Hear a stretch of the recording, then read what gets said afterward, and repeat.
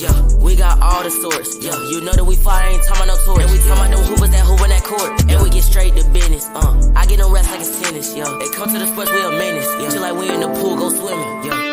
I'm on the beat, I took off. Let the game talk, don't need a look off. I run off on the interview football. Yeah, then you ain't that look off. We get green like bait, we poking that babe, no it's big South K. They talking about Wilson, you know they go crazy. And I'm feeling like Trey, I pull up for the trade. Yeah.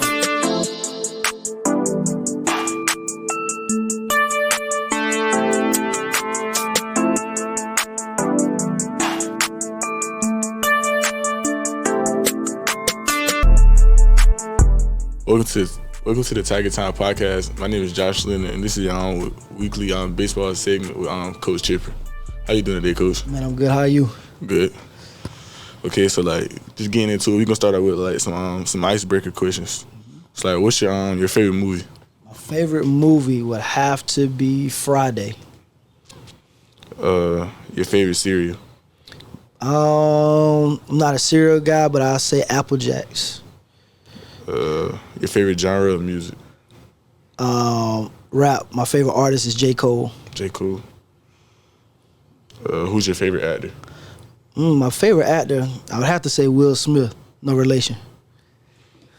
And your favorite type of food? All. I'm not a picky eater, so I say all. All right, so we're gonna get straight into the questions. Where were you born? I was born here in Florence, actually. Did you attend Wilson? I did. 2011 graduate. Did you play any sports? Where are you going here? Yeah, I played football and baseball here. What college did you attend? I attended Maryland Eastern Shore University on a baseball scholarship. And what was your major? Business administration with a minor in accounting. So what made you want to go to that college?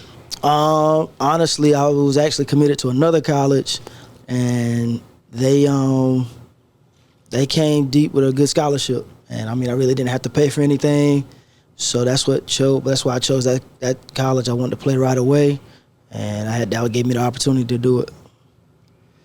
Okay, so are you married? I'm married. Yup. My wife's name is Alicia Smith. I got 2 kids, Elise Journey Smith and J3. Okay, so what inspired you to get this job, to be a baseball coach? I think it chose me, to be honest.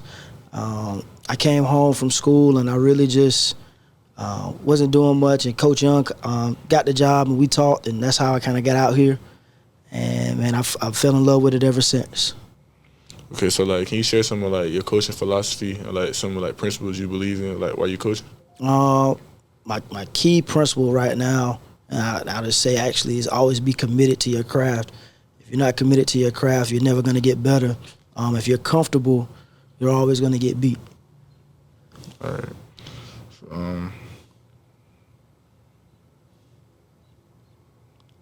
So I know it's kind of going back on another question, but what attracted you to coach at Wilson? At Wilson, man, it's actually my dream job. I probably would not coach at any other high school other than Wilson. I coach football here as well for some time, but baseball is actually my dream job here at Wilson, and I really wouldn't coach any place else. Wilson is home. I learned a lot of life lessons at Wilson that I try to get back to my players, and it really just try to inspire them to be great young men after school is over, and hopefully they want to come back and be coaches as well here. This is a great place. We got a good atmosphere, good alumni. We have good kids, despite what everybody says. We have good kids and we have great athletes. So I don't understand why nobody else wants to be here, but I love being here. Okay, so who or what I guess who or what has been your biggest influence to how you approach life? My biggest influence would probably be my mom, and the reason why I say that, because my dad passed when I was actually here at Wilson my senior year, and we have a family business here, Smith Funeral Home, and she really inspired me because she kept the funeral home going. She didn't have to. That's not her side of the family. That's my dad's side of the family. So she kept it going, and then now I'm into it. For her to keep going as a single parent, have 2 jobs while I'm actually in college, she inspires me every day. And then my stepdad, who she later married. Man, he inspires me every day because, he's an African American male who's very successful, and he's calm, mild mannered. He doesn't, boast a lot. So I try to emulate him a lot by just being calm, mild mannered, and being very humble about what's all going on in my life. Okay, so like, what has been like the biggest challenge you had to overcome? Biggest challenge I probably had to overcome was, I would say, probably transitioning from being a senior with two parents to being a senior with one parent, and then going to school in Maryland. It's probably the biggest transition ever. Probably also the best decision of my life too. Okay, so like you got like a favorite memory from like any season? Yeah, I'll be honest. My favorite memory is probably. It actually started here.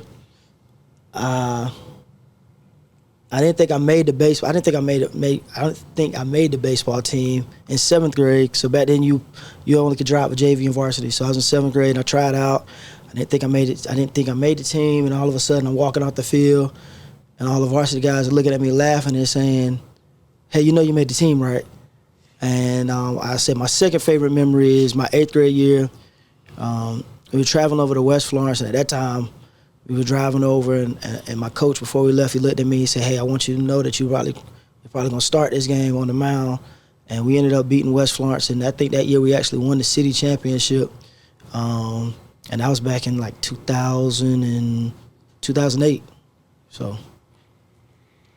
Okay, so like, can you share like the importance of like academics or like being an athlete? And I put it on the baseball perspective. The academics for baseball players alone, it's only 11.7 scholarships in Division I.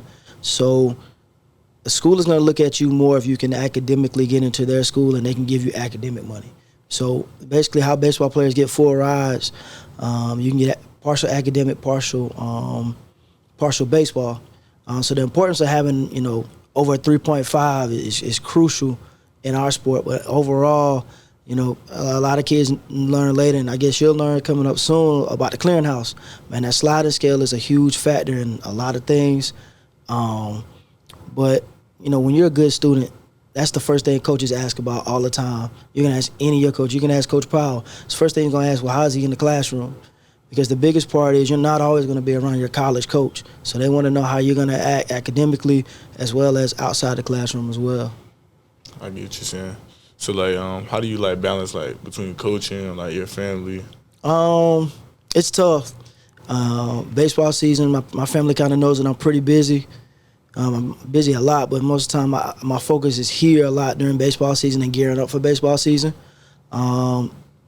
It's tough, but I wake up early, so my day probably starts around about 5 o'clock, 5:30, and I get a lot of work done, and then once 12 and 1 o'clock hits, I focus everything here on baseball to get ready for, practice, game, making sure our kids got everything they need to be successful. Okay, so now talking about the upcoming baseball season, like who's some like key returners you think like? I would say some key returners are Keontae Dowles, two-time first team All-Region outfielder. We'll have KK Durant on the mound again. I think the KK last year was a second-team All-Region pitcher last year. RJ Law is going to be a key returner for us in the DH spot and probably as a catcher. And those are three main guys I could say. Pharrell Williams is probably going to be our biggest one, too. He's going to be our Friday guy. So KK will be our Tuesday guy, Pharrell will be our Friday guy. And those guys can throw strikes. We'll be really successful this year. Okay, what about some key, newcomers? Newcomers. So I wouldn't count one. This guy's a newcomer. Mitri Kershey he played 9th grade year on varsity, moved him up. He got hurt last year during football season, so he missed his entire sophomore year. He'll be a key returner. He'll probably hit somewhere in the top of our lineup. I would say Jaden Button, who's our shortstop. He's going to end up being a newcomer here. He's brand new to the school. He'll be good for us. Other guys, we got Jaden Wilson, who's an outfielder, who's been a key here. He transferred here as well.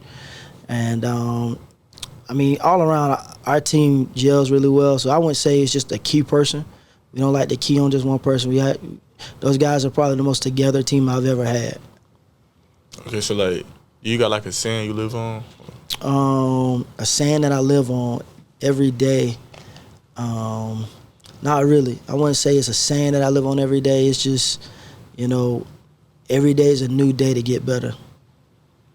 Okay, so like, Coach Chill, you got anything you want to say to like the people watching? And man, Tiger fans, we open up on March the 6th. Ceremony should start at about 5:30. We're playing playing Soccer High School. Is coached by Coach Hudson, who was the last baseball coach here to win the state championship. So we hope to see you here. First pitch is at 6:30. We're opening up this brand new stadium that we have behind us. We're really excited about the season, and we hope to see everybody come out. All right, thank you, Coach Chill. All right, man, thank you.